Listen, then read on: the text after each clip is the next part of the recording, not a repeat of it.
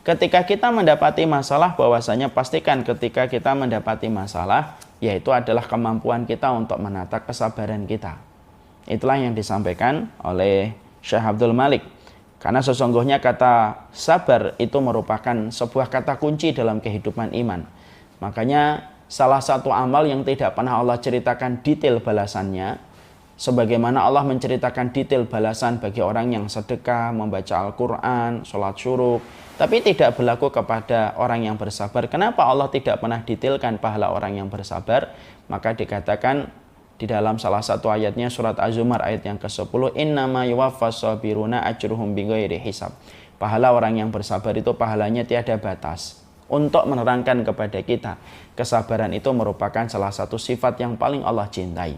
Imam Ahmad berkata, Allah terangkan 90 kali perintah tentang bersabar jauh lebih banyak daripada kata syukur. Karena sesungguhnya kesabaran itu merupakan kunci pada setiap masalah yang kita hadapi. Makanya sampai para ulama terdahulu itu berkata, kedudukan sabar pada iman sebagaimana kedudukan kepala pada tubuh. Kalau kita memiliki tubuh, kita kehilangan tangan, kehidupan masih berlanjut. Kita kehilangan kaki, kehidupan masih berlanjut.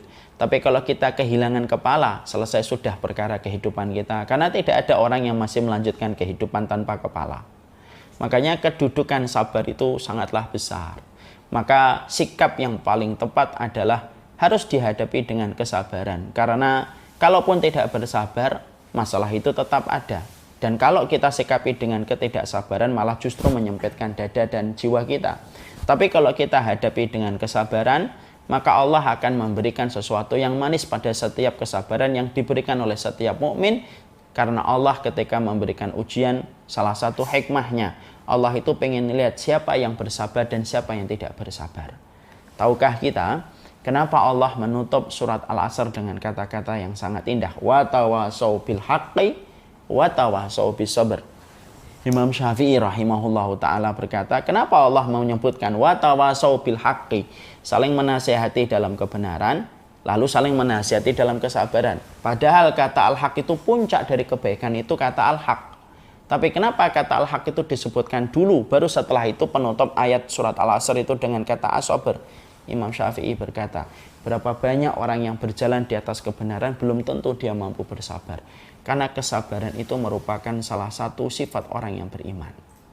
Makanya orang-orang yang ketika mereka mendapatkan kesulitan, kesabaran itu memberikan kepadanya satu kebaikan yang besar.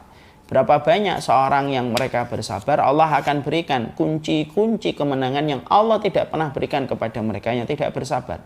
Kesabaran Rasulullah 13 tahun di kota Mekah berbuah manis. Dengan kesabaran beliau mendapatkan kota Madinah dan kota Madinah memenangkan Rasulullah SAW.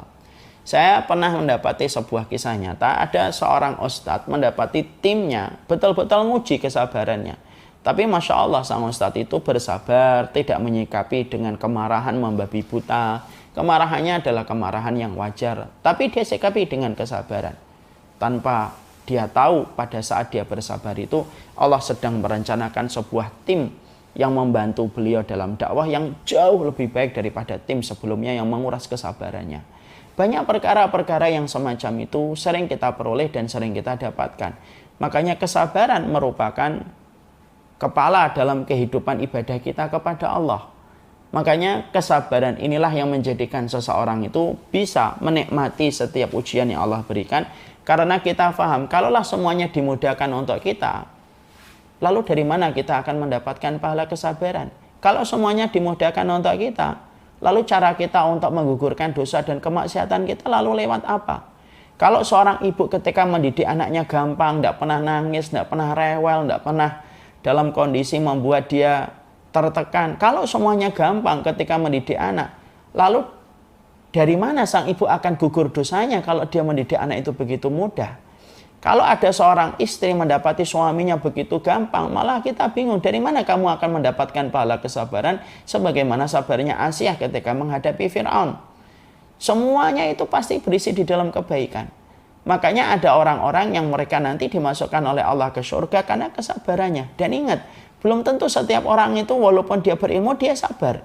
Karena kesabaran itu merupakan salah satu teknik jiwa yang berat sebagaimana teknik ikhlas di dalam hati kita. Tapi kesabaran itu merupakan salah satu sifat orang-orang yang mereka itu dimuliakan oleh Allah dengan sifat kesabaran mereka. Makanya Allah memuliakan ulul azmi, para rasul ulul azmi, ada Nabi Musa, Isa, Ibrahim, Muhammad, karena kesabaran mereka. Dan kesabaran itu selalu berbuah manis karena Allah tidak pernah menyelisih janjinya. Makanya kalau ada mendapati masalah, tidak usah kita gugat masalah itu. Tapi pastikan setiap kita mendapati masalah, kita akhirnya berpikir kebaikan. Kalau Allah tidak memberikan ujian pada kehidupan kita ini, malah kita bingung dari mana kita akan mendapati pahala yang besar di sisi Allah. Kalau Allah tidak memberikan kesulitan pada kehidupan kita yang menyuruh kita bersabar, lalu dari mana kita akan terpadamkan dosa-dosa dan kemaksiatan kita? Kalau kita tidak diberikan kesulitan sampai kita bersabar, nanti malah bingung apa yang memantaskan kita untuk memasuki surga. Padahal kita paham apa ucapan para malaikat ketika menyambut manusia ketika menginjakkan kaki di surga. Ucapannya para malaikat adalah salamun alaikum bima sabartum.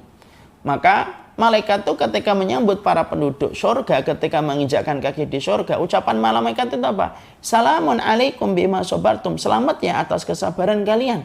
Seakan-akan Allah ingin menyampaikan kepada kita, penduduk surga itu identik dengan kesabaran. Jadi malaikat itu mengatakan salamun alaikum bima sabartum. Selamat ya atas kesabaran kamu. Seakan-akan kalau orang itu tidak pernah bersabar di dunia, terus yang memantaskan dia masuk surga itu apa? Makanya orang-orang yang mereka memasuki surga, separuhnya penduduk surga itu orang-orang yang bersabar dalam kehidupan dunia. Sabar menghadapi rezekinya, sabar menghadapi setiap masalah yang dia jumpai, sabar menghadapi anak yang terkadang memiliki kekurangan-kekurangan yang tidak pernah dia pikirkan. Kesabaran itulah yang menjadikan seseorang itu dipantaskan oleh Allah untuk memasuki surga. Kenapa Nabi diberikan sakitnya lebih berat daripada sakitnya kita? Kenapa Nabi itu diberikan sakratul maut lebih berat daripada kita? Karena Allah ingin memberikan puncak kesabaran kepada Nabi di dunia supaya Nabi layak mendapatkan puncak kenikmatan di surga. Bukankah Nabi kalau sakit 2 kali sakitnya kita? Bukankah Nabi kalau beli sakratul maut sebagaimana keterangan Imam Qurtubi, sakratul mautnya Nabi itu 2 kali sakratul mautnya kita. Kalau kita sakratul maut orang biasa saja sudah berat, apalagi Nabi 2 kali sakratul mautnya orang biasa.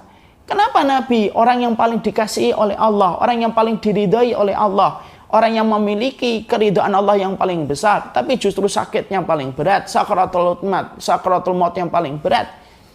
Karena Allah ingin dengan puncak kesabaran yang diberikan Nabi di dunia yang sebentar, maka Allah memiliki alasan untuk memberikan puncak kenikmatan kepada Nabi di surga. Makanya pemimpin penduduk surga siapa? Bukan Nabi Adam, bukan Nabi Nuh, bukan Nabi Ibrahim, bukan Nabi Musa. Tapi pemimpin penduduk surga itu adalah Rasulullah SAW. Ujian Nabi bukan hanya umatnya yang pada saat itu dalam kondisi jahiliyah yang tidak beriman kepada Allah. Sampai sakitnya pun menjadi ujian terbesar bagi Rasulullah SAW. Makanya kalau kemudian kita mendapati ada masalah pada kehidupan kita, pastikan tameng yang kita miliki untuk menjadi perhiasan adalah sifat kesabaran kita. Minta kepada Allah supaya kita diberikan kesabaran. Kalau tiba-tiba ada perkara yang menguji betul kehidupan kita, ambil air wudhu, mintalah kepada Allah, Rabbana afrik alaina sabara wa sabbit aqdamana. Ya Allah, berikanlah aku sifat kesabaran.